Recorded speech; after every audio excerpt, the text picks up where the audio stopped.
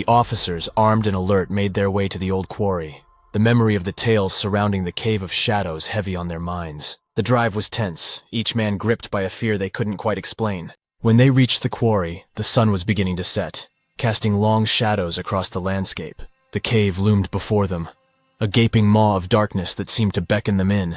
The air was thick with the smell of decay, and the oppressive atmosphere made it feel as though the cave itself was alive, pulsing with an ancient, malevolent energy. The officers hesitated at the entrance, but duty compelled them forward. As they ventured inside, their flashlights cut through the darkness, revealing the slick, green-tinged walls that seemed to pulse with an unnatural light. The further they went, the more the feeling of dread intensified, until it was almost unbearable. In the main chamber, they found them.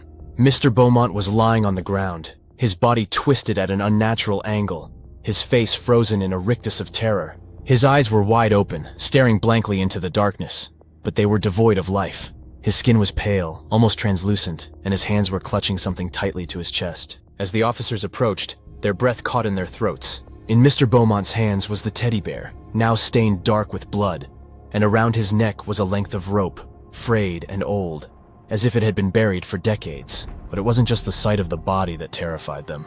It was what lay beyond him. On the far side of the chamber, shrouded in shadow, were three small figures. The officers' flashlights flickered as they swept across the chamber, and when the beams finally landed on the figures, the men recoiled in horror. Jane, Arna, and Grant stood there, just as they had in the visions their parents had seen.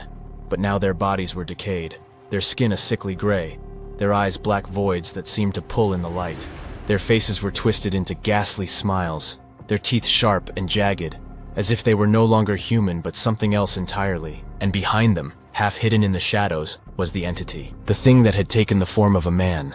The thing that had haunted Mr. Beaumont's dreams. Its presence was overwhelming, a suffocating darkness that seemed to swallow the air around it. It didn't move, didn't speak, but the officers could feel its gaze on them, cold and unfeeling, as if it were appraising them, deciding their fate.